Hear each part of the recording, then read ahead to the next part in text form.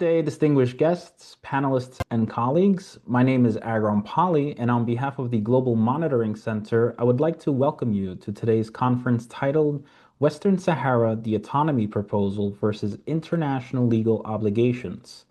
Thank you all for taking the time to join us for this important and timely discussion. Today's conference will examine Morocco's autonomy proposal concerning Western Sahara through the lens of international law and established legal principles, including the right to self-determination and the obligations of states under the United Nations Charter. Western Sahara remains listed by the United Nations as a non-self-governing territory, and the question of how the right to self-determination should be implemented continues to be a matter of international attention and diplomatic engagement. Our objective today is to examine the autonomy proposal in relation to established principles of international law and to consider its implications for the right to self-determination and the broader international legal framework. Before we begin, I would like to briefly outline how today's conference will proceed. We will begin with three presentations from our invited speakers, Professor Stephen Zunes, Ms. Katlyn Thomas, and Ambassador Sidi Mohammed Omar. Each speaker will offer their analysis of the autonomy proposal based on their expertise and experience. Following the presentation, we will open the floor for questions from the audience, allowing participants to engage directly with our speakers. And after the discussion, I will formally conclude the conference with brief closing remarks. With that overview of today's program, let us begin with our first presentation. It is my pleasure to introduce our first speaker today, Professor Stephen Zunes, Professor of Politics and International Studies at the University of San Francisco, specializing in U.S. foreign policy, international law, and Middle East and North Africa politics. He is co-author of Western Sahara, War, Nationalism, and Conflict Irresolution, and has written extensively on self-determination, the autonomy proposal, and the legal prohibition against acquiring territory by force. His presentation today is titled How Morocco's Autonomy Plan Threatens the International Legal Order. Professor Zunes, we are grateful to have you with us today. The floor is yours. Thank you very much. Again, my name is Stephen Zunes. I'm talking to you from my office here at USF, and thanks to everybody for coming in today, because obviously there's a lot going on in the world right now.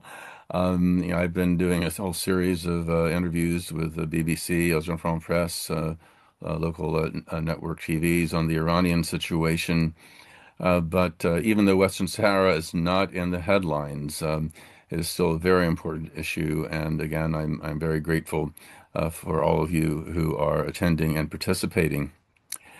I want to start off by an overview that the failure of the Kingdom of Morocco and the Polisario Front to agree on the modalities of the long-planned United Nations-sponsored referendum on the fate of Western Sahara, combined, with the nonviolent resistance campaign and the in the occupied territory, led Morocco some years ago to propose granting the former Spanish colony special autonomous status within the kingdom.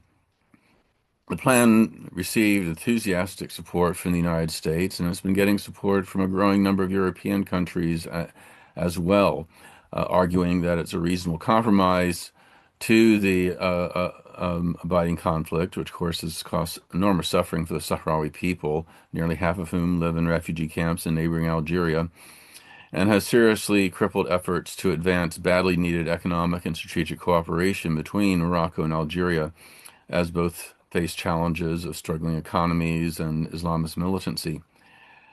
Morocco failed to live up to the terms of the 1991 UN-supervised ceasefire agreement with the Polisario. Polisario, for those of you who are not aware, is a secular nationalist movement that's waged an armed struggle against the Spanish colonialists and later against the Moroccan occupation. They've called for a free and fair referendum on the fate of the territory. A series of resolutions by the UN Security Council and the UN General Assembly, as well as a landmark 1975 advisory ruling by the International Court of Justice, have reaffirmed the right of the people of Western Sahara to self-determination. Unfortunately, France and the United States have blocked the Security Council from enforcing its resolutions as part of their perceived need to strengthen the Moroccan monarchy, seen as a bulwark against communism and radical Arab nationalism during the Cold War, and in more recent years, an important ally in the struggle against Islamist extremism. Unfortunately, the Moroccan autonomy plan falls well short of what is required in bringing about a peaceful resolution to the conflict. Moreover, it seeks to set a dangerous precedent which threatens the very foundation of post-World War II and very foundations of the post-World War II international legal system. To begin with, the proposal is based on the assumption that Western Sahara is part of Morocco, a contention that has been rejected by the United Nations, the World Court, the African Union, and a broad consensus of international legal opinion. To accept Morocco's autonomy plan would mean that, for the first time since the founding of the United Nations and the ratification of the UN Charter more than 75 years ago, the international community would be endorsing the expansion of a country's territory by force, thereby establishing a very dangerous and destabilizing precedent. Now, if the people of Western Sahara accepted an autonomy agreement over independence as a result of a free and fair referendum, that would constitute a legitimate act of self-determination. I'm not saying how the people of Western Sahara should vote on such an issue. If they vote for autonomy within Morocco, that's fine. But they have to also have the option of independence as a non-self-governing territory. They have the right of self-determination. The right of self-determination, by its very definition, includes the option of independence. However, Morocco has explicitly stated that its autonomy proposal rules out, by definition, the possibility for the independence option to be submitted to the people of Western Sahara, the vast majority of whom, according to knowledgeable international observers, favor outright independence. I mean, even if one takes a dismissive attitude toward international law, there are a number of practical concerns regarding the Moroccan proposal as well. One is that the history of respect for regional autonomy on the part of centralized authoritarian states is quite poor and has often led to violent conflict. In 1952, the United Nations granted the British protectorate and former Italian colony of Eritrea autonomous federated status within Ethiopia. In 1961, however, the Ethiopian emperor revoked Eritrea's autonomous status, annexing it as the empire's 14th province, resulting in a bloody 30-year struggle for independence and subsequent horrific border wars between the two countries.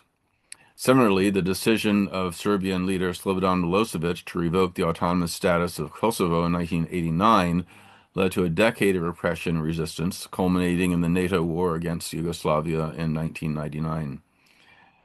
Based upon Morocco's habit of breaking its promises to the international community regarding the UN-mandated referendum from Western Sahara and related obligations based on the ceasefire agreement, there is little to inspire confidence that Morocco would live up to its promises to provide genuine autonomy for Western Sahara.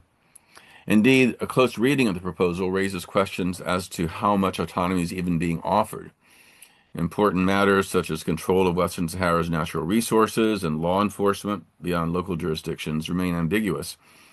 In addition, the proposal appears to indicate that all powers not specifically vested in the autonomous region would remain with the kingdom.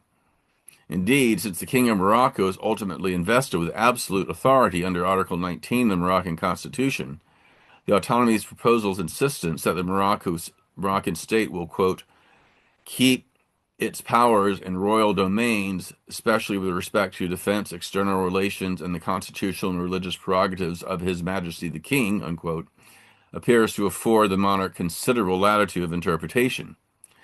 And Moroccan occupation forces have been extremely repressive. I've been to 86 countries, including Iraq under Saddam and Indonesia under Suharto, and I've never seen a worse police state than Western Sahara. Human Rights Watch and Freedom House rank the occupied Western Sahara as among the worst half dozen of more than 200 countries and territories in the world in terms of human rights, along with Tibet, Sudan, North Korea, Turkmenistan, and Russian-occupied parts of Ukraine. With that kind of record of repression, the idea that the government of Morocco would allow for genuine autonomy in Western Sahara is incredibly naive. But despite all this, there appears to be a growing consensus within the international community that some sort of compromise or third way between independence and integration is necessary to resolve the conflict, and that a winner-take-all approach is unworkable. And while encouraging such compromise and trying to find a win-win situation is certainly the preferable way to pursue a lasting peaceful settlement through ethnic conflict and many other disputes, Western Sahara is a clear-cut case of self-determination for a people struggling against foreign military occupation. The Polisario Front has already offered guarantees to protect Morocco's strategic and economic interests if allowed full independence. To insist that the people of Western Sahara must give up their moral and legal right to genuine self-determination, then, is not a recipe for conflict resolution, but for far more serious conflict in the future. As a result of French and American veto threats, the UN Security Council has failed to place the Western Sahara issue under Chapter 7 of the UN Charter, which would give the international community the power to impose sanctions and other appropriate leverage to force the Moroccan regime to abide by the UN mandates it has up until now disregarded. The Polisario's unwillingness to compromise should not be seen as a major obstacle in impeding the resolution of the conflict. Unfortunately, the United States was able to push through a recent resolution where the Security Council went on record saying positive things about the autonomy proposal. But fortunately, there is pushback from other countries, so the wording, still underscored the right of self-determination and mutual agreement of the parties involved. So it should not be seen as the United Nations saying the autonomy proposal is the way to go. In the comparable case of East Timor, it was only after human rights organizations, church groups, and other activists in the United States, Great Britain, Canada, and Australia successfully pressured their governments to end their support for Indonesia's occupation that the Jakarta regime was finally willing to offer a referendum, which gave East Timor the choice between autonomy and independence, and they overwhelmingly chose independence. It may take a similar grassroots campaign in Europe and North America to ensure that Western powers live up to their international legal obligations and pressure Morocco to allow the people of Western Sahara to determine their own destiny. Thank you very much, Professor Zunes, for that thoughtful and comprehensive presentation. Your remarks provide important context for understanding the legal framework surrounding this issue. We will now move on to our next speaker, Ms. Katlyn Thomas, a New York-based international law attorney and former MINURSO legal officer in Western Sahara. She has authored and co-edited several works on Western Sahara and played a leading role in American Bar Association and New York City Bar Association resolutions supporting Sahrawi self-determination and international legal compliances. Her presentation today is titled Practical Reasons Why a Moroccan Autonomy Proposal Will Not Offer True Lasting Autonomy. Ms. Thomas, we are honored to have you with us today. The floor is yours. Thank you, Agron, for your introduction, and I'm very happy to be here, and I hope that we can answer a lot of the questions the audience might have after our presentations. I will be discussing today the practical reasons why the autonomy proposal currently made by Morocco will not result in a true, lasting autonomy for the indigenous people of Western Sahara, the Sahrawis. But before I do so, I would like to emphasize the fact that forcing the Sahrawis to accept this proposal as the only option for the future of the territory violates at least three principles of international law that our government has formally supported. First, the right of the Sahrawis to self-determination under international law. The very essence of this right is the right to choose whichever option for the future of the territory that they desire, and not to be forced into accepting an option that might serve the interests of powerful countries. I need not dwell on this too long. I'm sure that each of you understands that this is true. The second is the prohibition in the UN Charter against the use of force to acquire territory. The ICJ in 1975 clearly rejected any claim to the territory on the basis of historical possession that Morocco could rely upon to justify invading the territory with its army and setting off a 16-year war with its inhabitants. There was no legal basis for this invasion. Morocco could not rely upon the so-called Madrid Accords because following the creation of the UN and the principle of self-determination for non-self-governing territories, Spain no longer had the right to give away its colonies. Today, Morocco has no legal right to the territory of Western Sahara, despite what our government has said. And finally, the right of the Polisario to assert its rights to a referendum under the settlement plan that was agreed by Morocco in 1991 in order to end hostilities between the parties, and which formed the basis of a ceasefire between them. There are a number of others I could mention as well, various human rights covenants and rights to the use of resources of the territory, but these three will suffice to demonstrate the illegality, not to mention the immorality, of an attempt by our government to force the Moroccan autonomy proposal down the throats of an unwilling population. But there are additional practical reasons why the Moroccan proposal will not work. According to the Moroccan proposal, the Moroccan government will, among other things, retain exclusive jurisdiction over 1. The constitutional and religious prerogatives of the king, 2. National security, and 3. The courts. Let's look at each one of them in turn. 1. The constitutional and religious prerogatives of the king.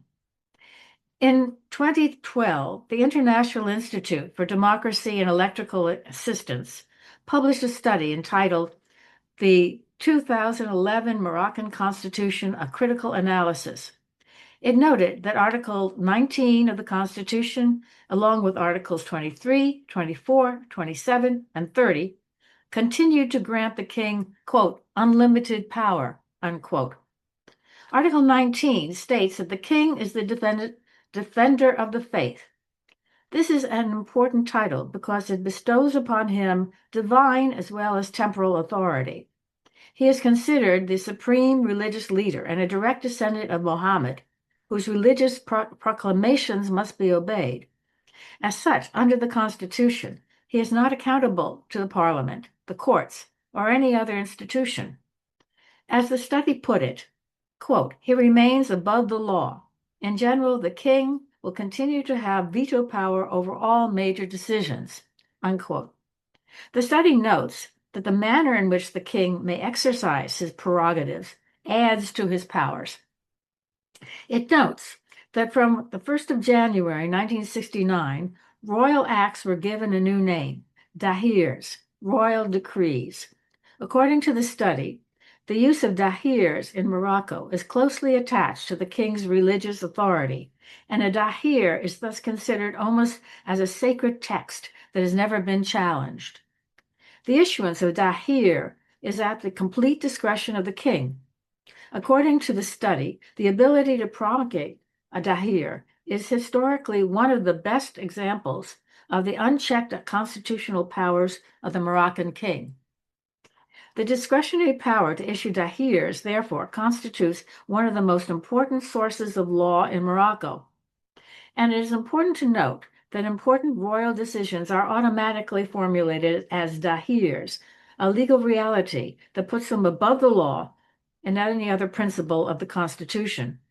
Dahirs are simply signed by the commander of the faithful and are subsequently enforced as law.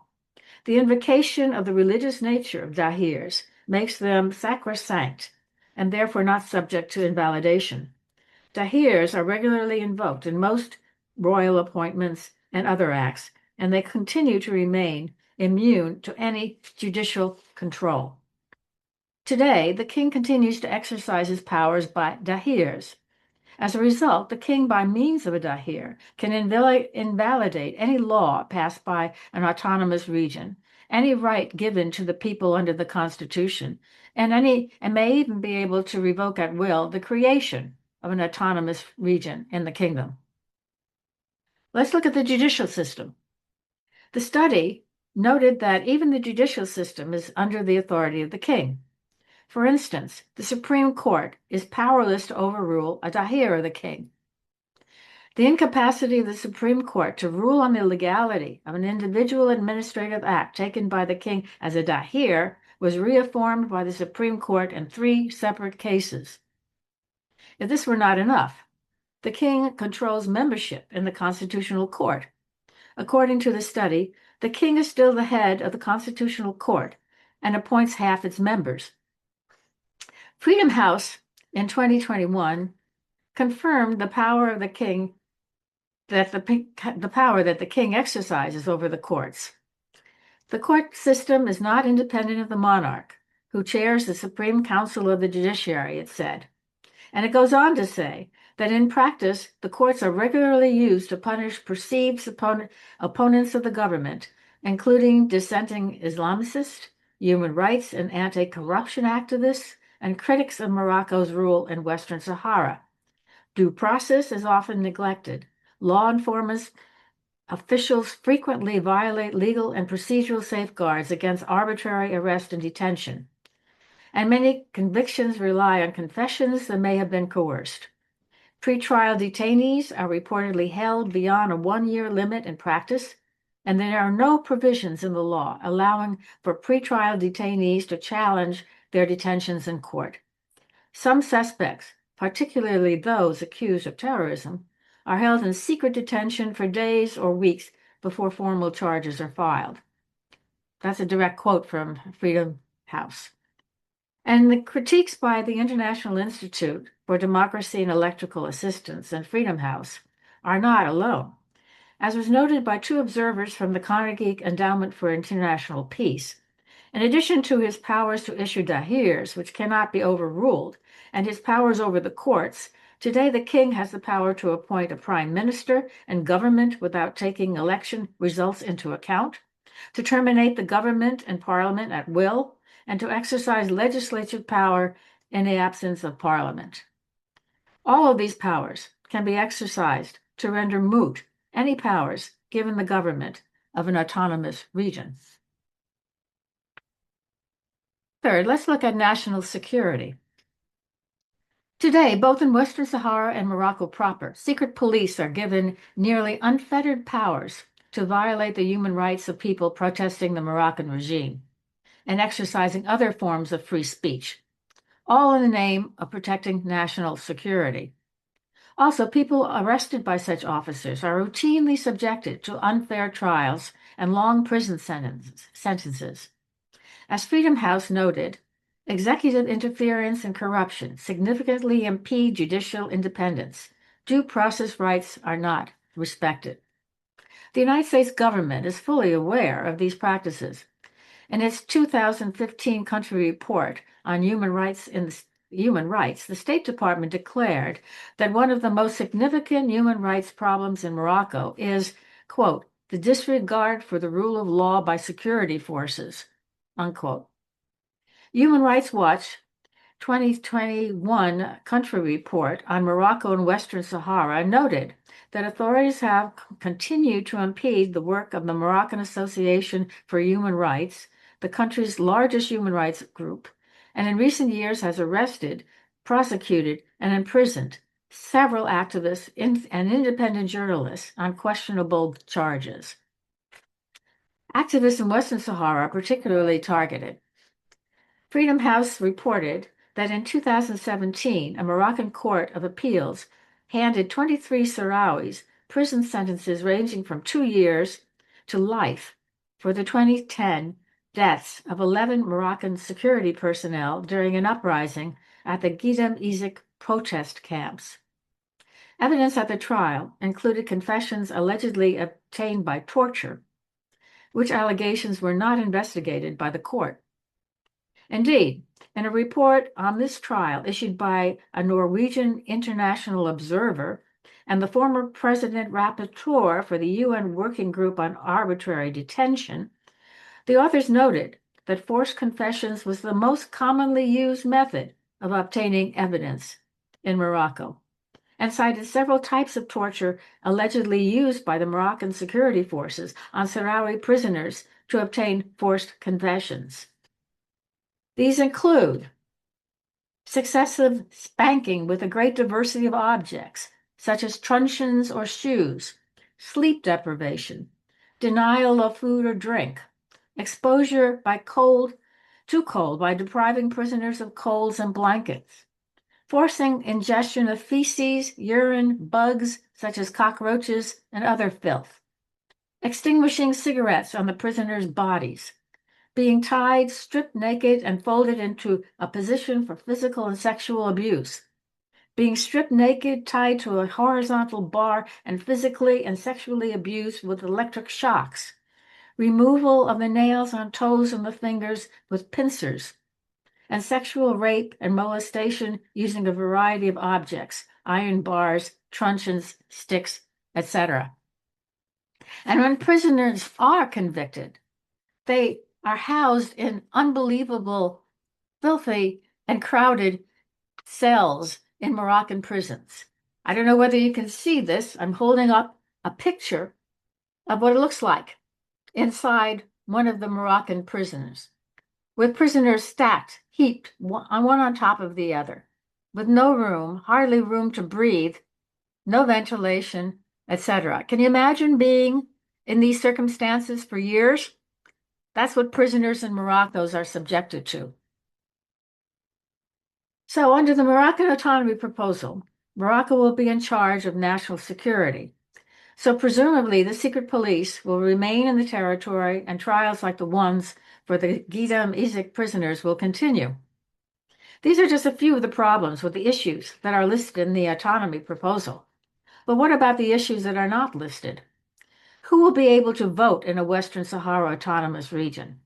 The Moroccans, who today outnumber the native Sahrawis by 3-1? If they will vote in the region will be controlled not by the native Sahrawis, but by Moroccan settlers. Would Morocco be willing to force these settlers, many of whom were granted attractive inducements to settle in the territory, back to Morocco, swelling the ranks of the unemployed? And what about the resources of the territory? Today, companies controlled by the king control most of the rich agricultural lands. Morocco generals control much of the lucrative fishing rights.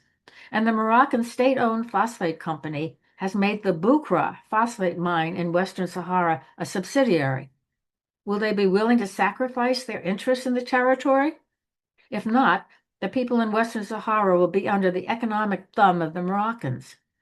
Indeed, the autonomy proposal offers very little substance, and those members of Congress and the public who are thinking of supporting it would be well advised to ask for more details before committing themselves. Because there are a number of experts who believe that Morocco will not be able to offer the Sahrawis true autonomy. It can't afford to, lest people in other regions of Morocco demand the same rights and privileges.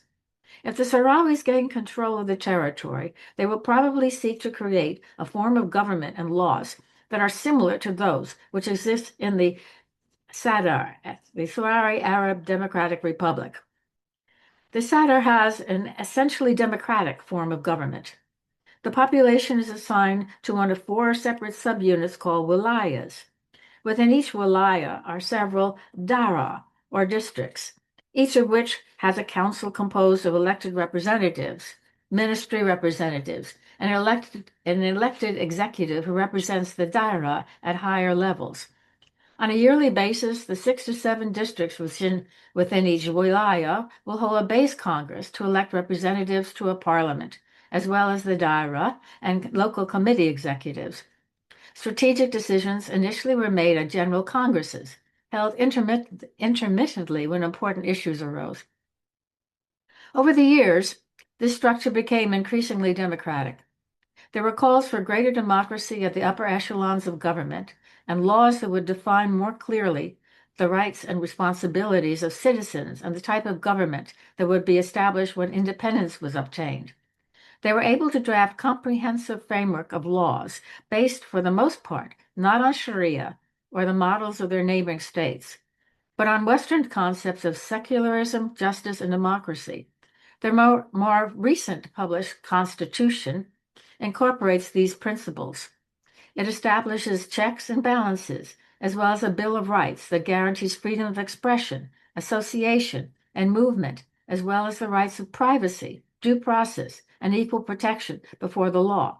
It also creates a presumption of innocence and contains explicit prohibitions against unlawful detainer.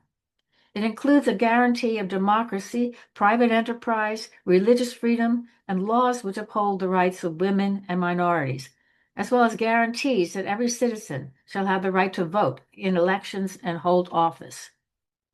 The position of women in the Sadr is far superior to that of the Moroccan counterpart.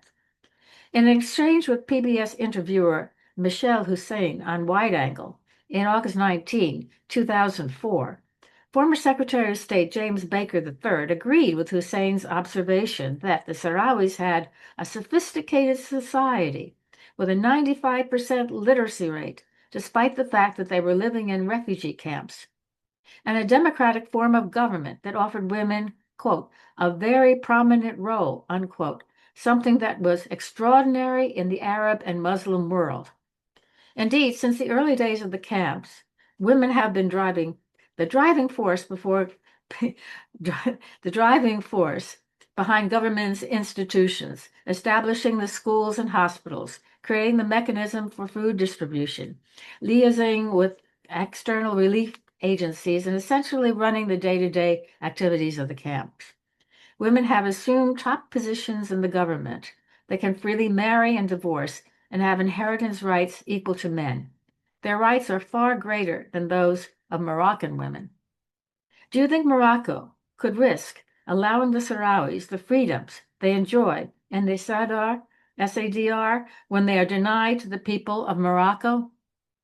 Of course, Morocco would promote the moon to gain once and for all sovereignty over the territory. But will Morocco keep its promises? It never has before. In 1974, when Spain was about to allow the Sahrawis a referendum to determine the territory's future, Morocco begged the UN to intervene to allow it to present its claims before the territory before the ICJ. However, when the ICJ in 1975 rejected its claims, it arm-twisted Spain into abandoning the territory and invaded with its army. In 1991, Morocco, in order to put an end to a 16-year war with the Polisario, which it was not winning, agreed to have the UN conduct a referendum of Sahrawis to determine the territory's future. However, when the UN published a list of eligible voters in this referendum in 2000, it refused to allow the referendum to take place. Why? Because MINURSO had rejected over 100,000 applicants Morocco tried to get on the voters list, despite the fact that they were ineligible, according to the criteria Morocco itself had proposed. There was no disagreement on eligibility criteria, as Morocco has since claimed. Morocco simply tried to pad the voters list, and MINURSO prevented it. And Morocco knew that the voters on the list published by MINURSO would vote for independence. No other reason. So considering Morocco's history of lies and deceit, the Polisario would be crazy to put their faith in its promises. And who would see to it that Morocco kept its promises? The UN? The AU? The US? Really? The truth is, as my colleague Stephen has noted, it is almost impossible for an autonomous region to exist for long in an autocratic state. Look at what happened to Eritrea and Kosovo and Hong Kong, where just recently there has been a crackdown on journalists and freedom of expression. To conclude, trying to force the people of Western Sahara to accept the Moroccan autonomy proposal as the only option for the territory flies in the face of every international law and human rights principle that this country has formally espoused. And even if it were to succeed, the people would never enjoy true autonomy. Instead, in all likelihood, the Sahrawis would suffer the same inequities they suffer today, or worse. Thank you. Ms. Thomas, for your insightful presentation and for highlighting the practical considerations that arise when autonomy frameworks are evaluated in the light of international legal principles. Thank you once again. We will now move to our final speaker, Ambassador Sidi Mohammed Omar, Frente Polisario representative at the United Nations and coordinator with MINURSO. He holds a doctorate in peace and conflict studies and has long engaged in diplomatic efforts advocating for the Sahrawi people's right to self-determination and a UN-mandated referendum in accordance with international law. His presentation today is titled Morocco's Proposal, a maneuver to undermine the inalienable right of the Sahrawi people to self-determination. Ambassador Omar, it is a privilege to have you here with us today. The floor is yours. Well, thank you very much again, and many thanks to the Global Monitoring Center for your interest and advocacy for Western Sahara, and many thanks to you, Agron, for your being always on the right side of history. Let me stress at the beginning that addressing the Moroccan autonomy proposal is not motivated by any particular interest in what we have already unofficially described as a travesty. It's mainly because all sorts of reasons it has become part of the political and media discourse nowadays. And even the Security Council, in its latest resolution 2797, says in a preamble paragraph that it, and I quote, takes note of the support expressed by many member states for Morocco's autonomy proposal presented on 11th April 2007 to the Secretary General. Unquote. And in this context, we have heard several governments praise this proposal using all sorts of attributes and describing it as credible, realistic, pragmatic, or even the most serious basis for resolving a conflict in Western Sahara. Now, with all this in mind, I will address certain points related to this proposal to demonstrate, again, that this proposal is no more than a travesty and a typical colonial maneuver, and therefore it cannot be described as serious or credible, let alone a viable basis for resolving the decolonization issue of Western Sahara.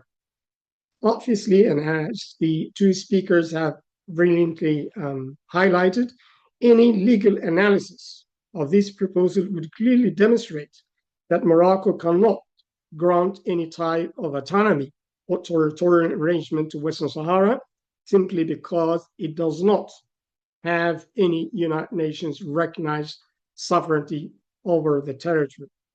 And in this context, of course, we can recall the advisory opinion of the International Court, the Legal Council legal opinion in 2002, and so on and so forth, which all make the point that Morocco doesn't have any sovereignty in Western Sahara.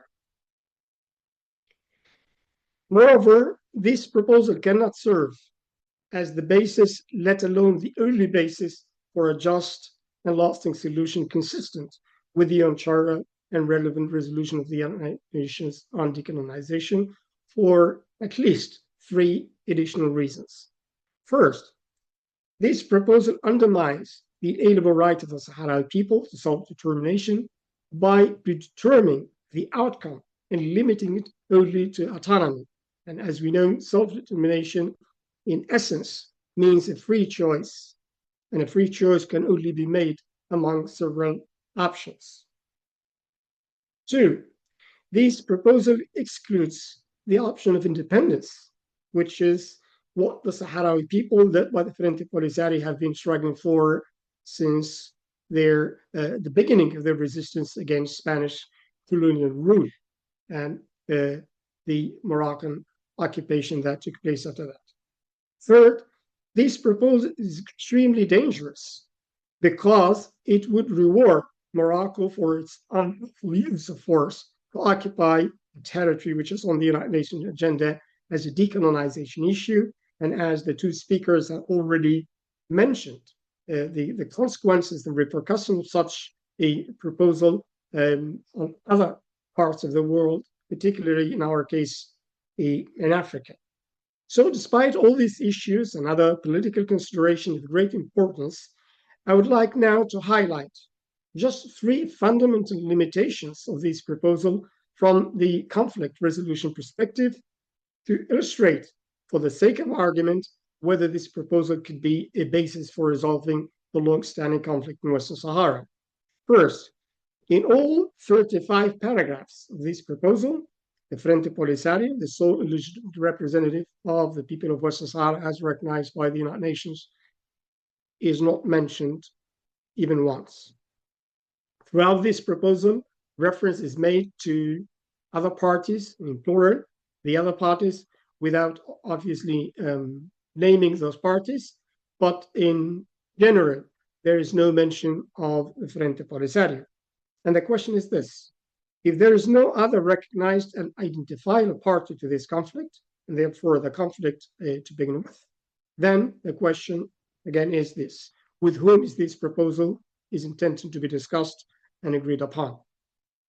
Second, the proposal speaks once of self-determination in paragraph 27, again in paragraph 8, but it does not speak of the people of Western Sahara are the beneficiary of the mutually acceptable political solution, and even of this autonomy were to be accepted by them.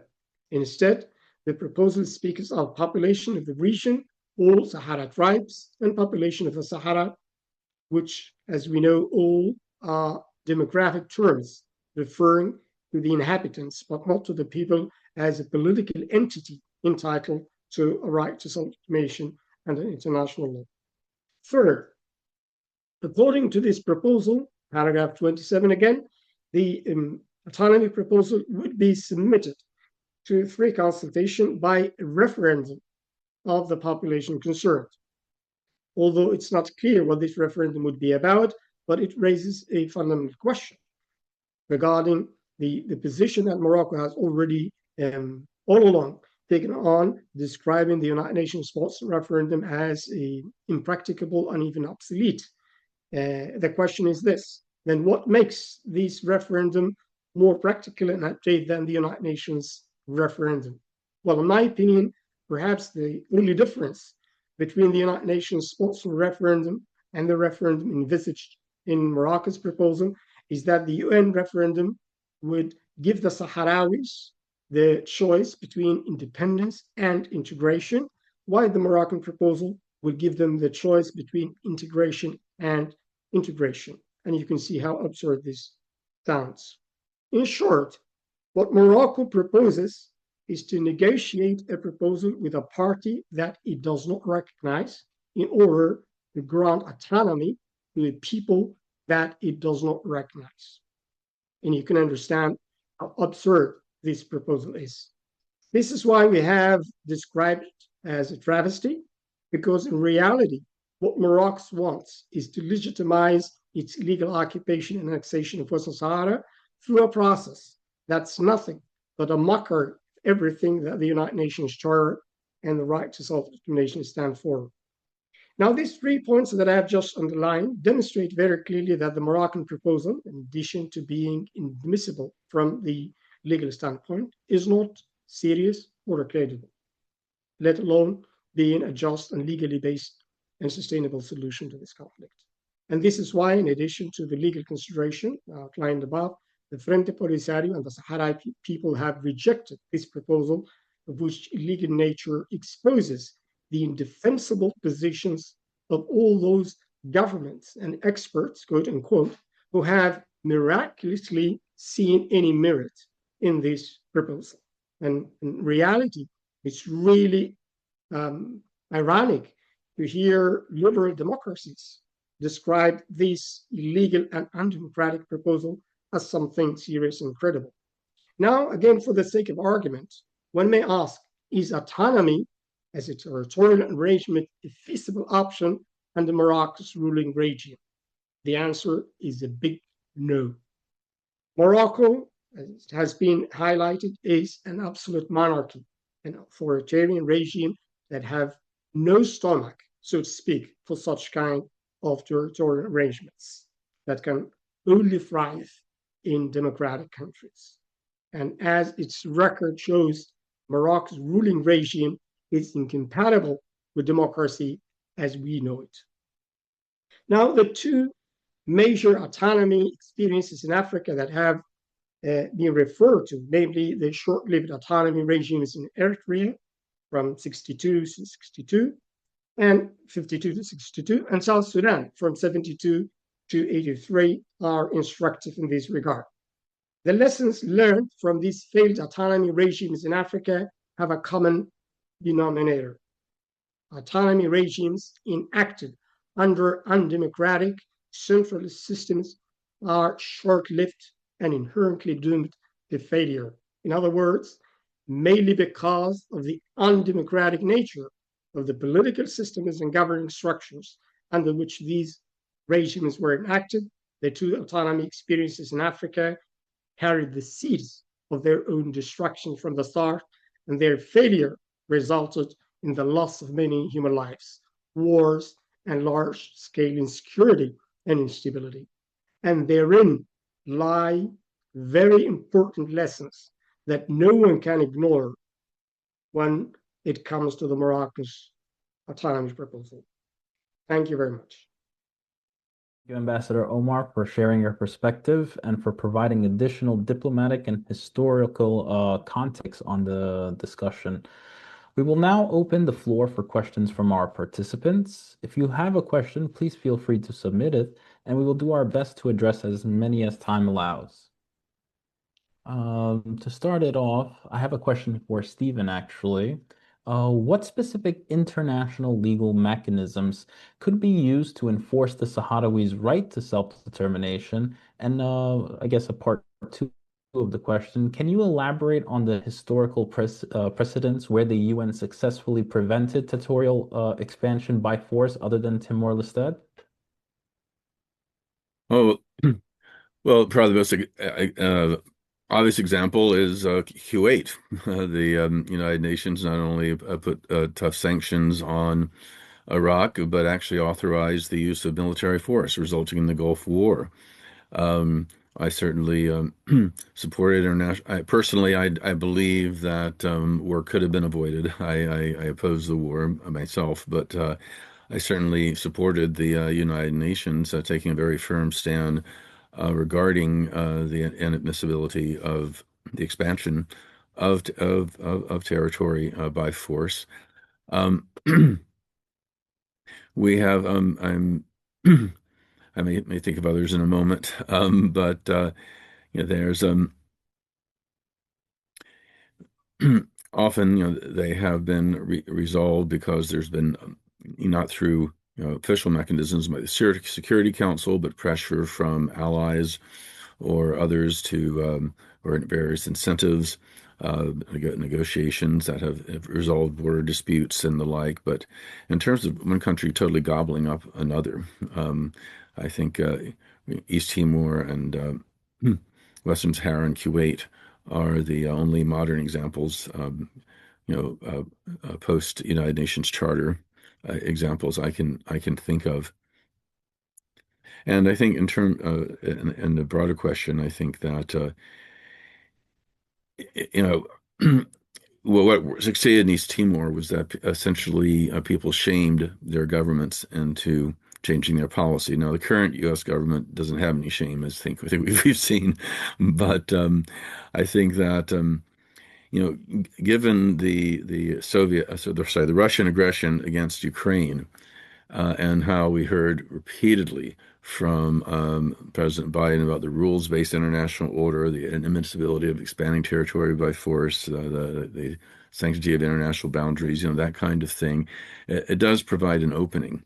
And we did, it hurt, in fact, Americans standing to regarding Ukraine because of this double standard. The United States, along with Israel, the only countries in the world that have formally recognized Morocco's illegal annexation of Western Sahara. And we think of people like somebody maybe familiar, Michael McFaul, former member of Obama's National Security Council, a Russian expert who was also his ambassador to Moscow. And he's been one of the most hardcore supporters of Ukraine, of U.S. military support of Ukraine, NATO. He's a liberal hawk, you might say, but he has publicly said that the U.S. support for the Morocco and Western Sahara is hurting the U.S. position and hurting our leadership in enforcing international law when it does come to Ukraine. So I think this is something of a political opening.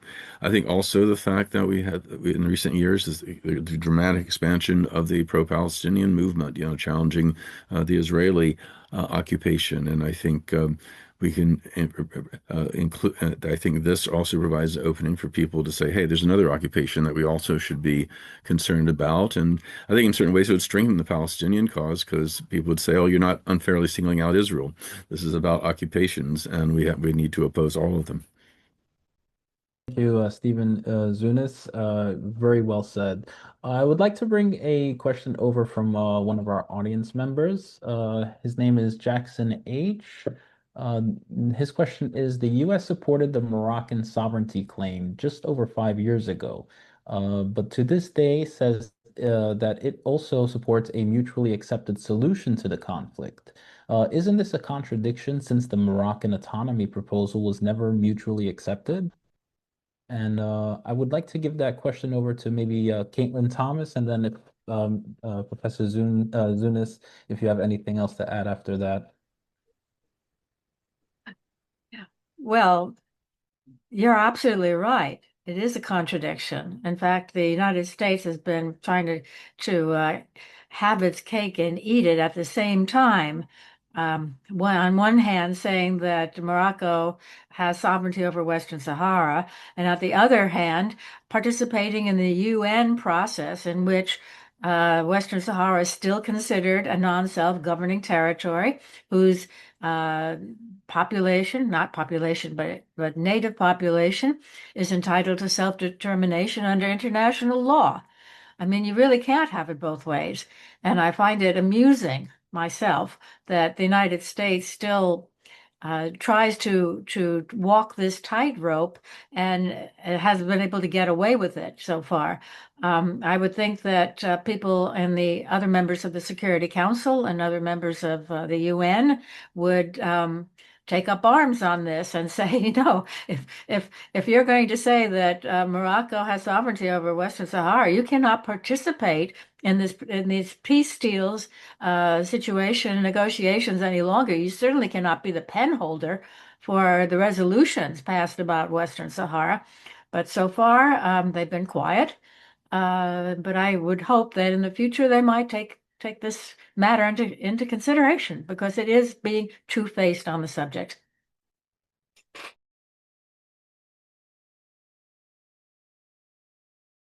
Thank you very much, Caitlin. Very well said. I wanted to ask if Professor Zunis had anything to add to this.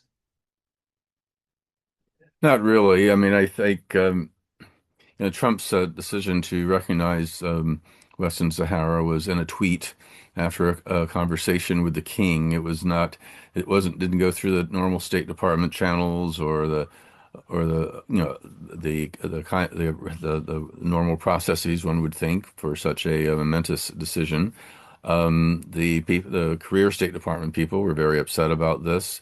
You had bipartisan opposition in Congress, and it was also including from very, very traditionally very strong pro-Israel members of Congress. And this was, quid pro quo in terms of getting Morocco to formally recognize Israel. So, I think the government knows that this is not going over well, and so it wants to pretend to be part of the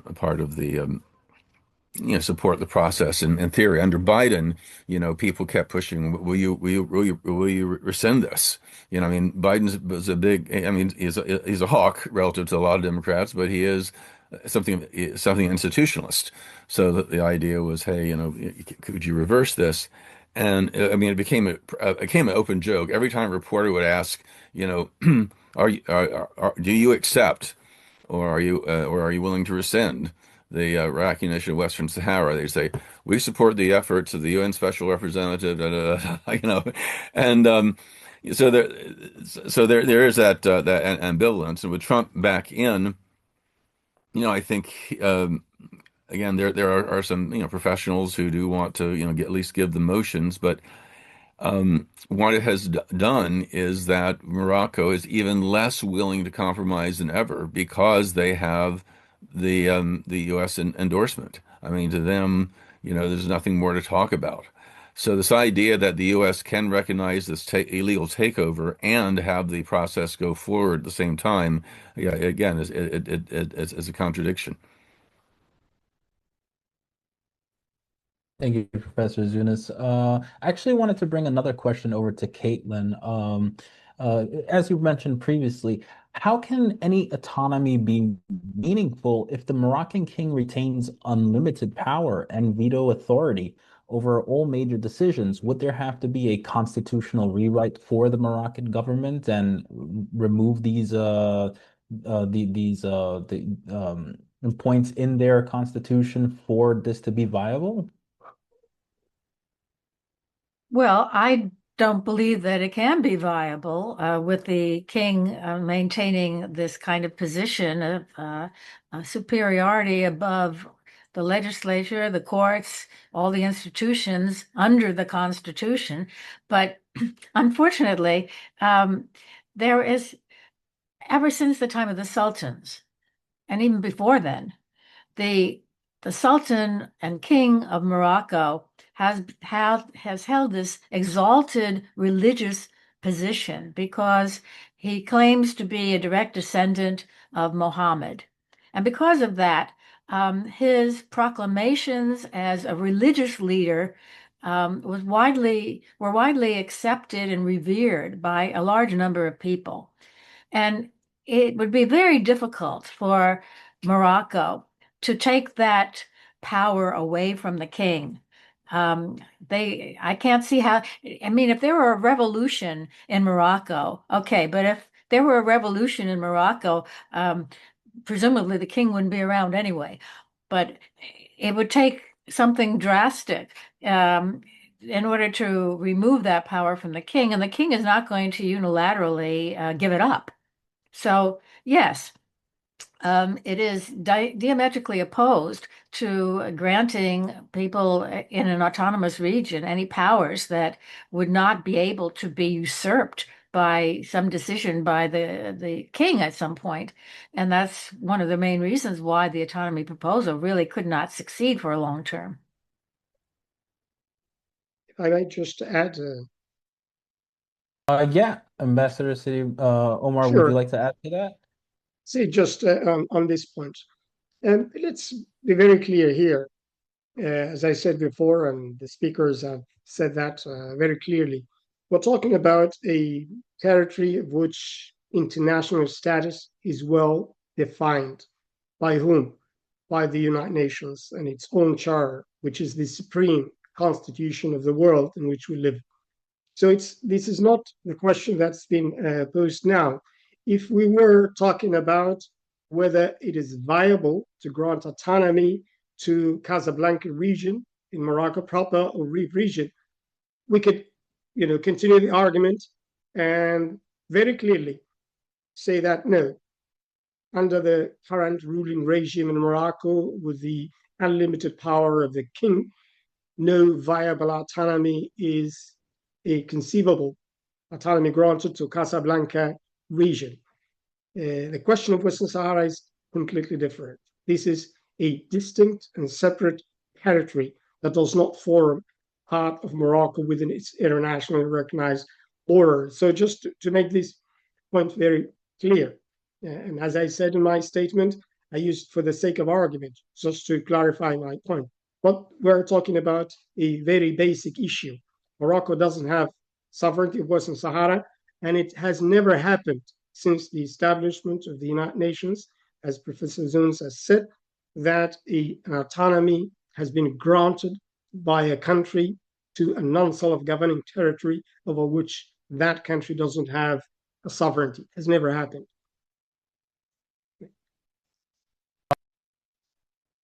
Thank you, Ambassador. Very well said. I see. Let's see if we have time for another question. I would like to bring up Andy Carl's question. He's an audience member. As there have been 50 years of struggle, do you think a negotiated framework agreement could be useful, and is it possible?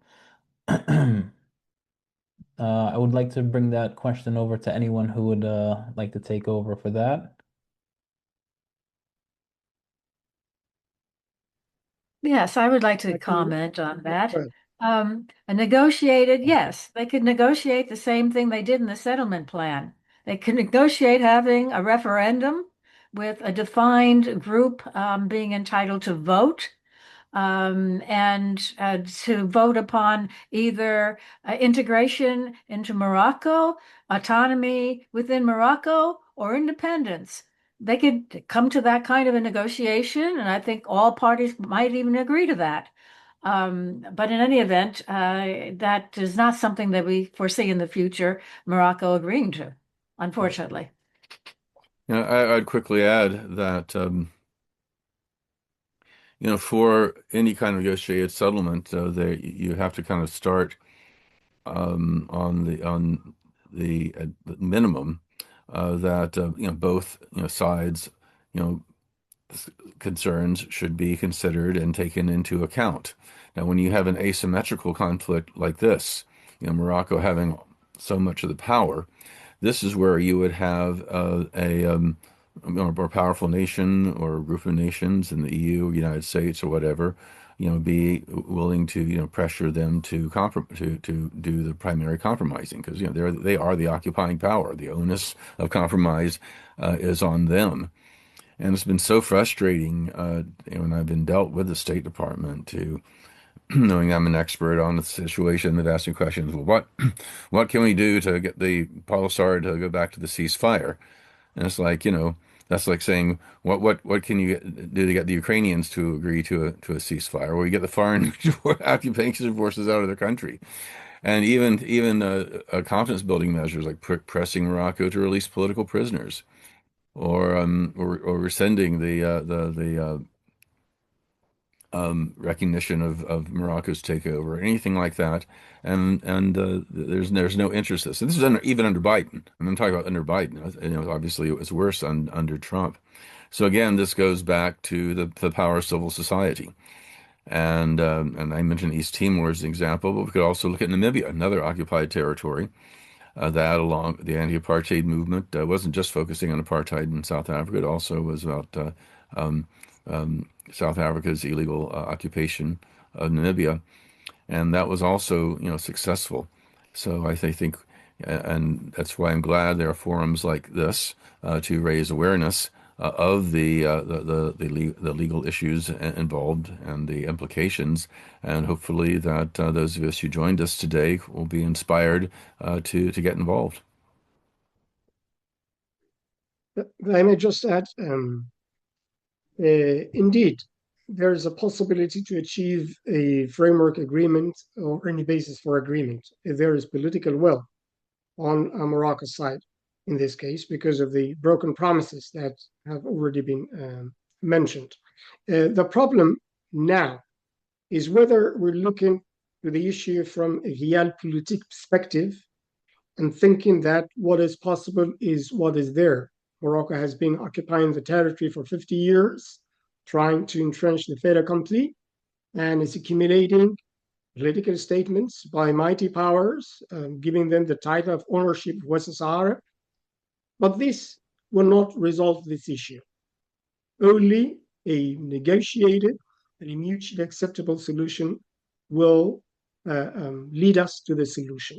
Because Morocco can continue accumulating political statements, the latest of which was coming from Finland. But this all shows that they do not have any political will to really reach a peaceful and just solution. What they seek is to legitimize this state of affairs, which is not legal. The US could give them the title of ownership, which is, in a way ironic, because Morocco claims to be the first country to recognize the United States. But it seems that it took the US all these decades to really realize that Western Sahara, quote unquote, is Morocco in this sense, which is totally absurd. So we're back to the question. Yes, it is possible to reach a mutually acceptable political solution to this long-standing conflict. The position of the Frente Polisario is very clear. We have made all sorts of concessions to reach peace because we believe in peace. We believe in the need for a peaceful and mutually acceptable political solution. Morocco is our neighbor in geography.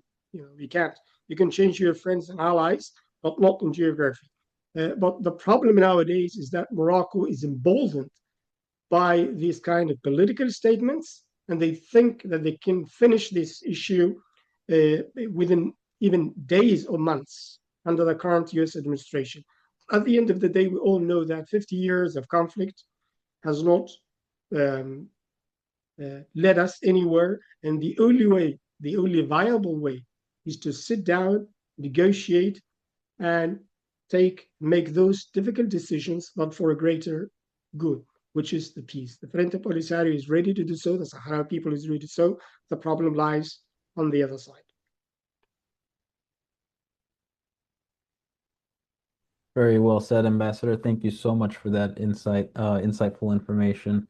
Um, as we conclude today's conference, several important themes have emerged regarding the relationship between policy proposals and established principles of international law, particularly the right to self-determination.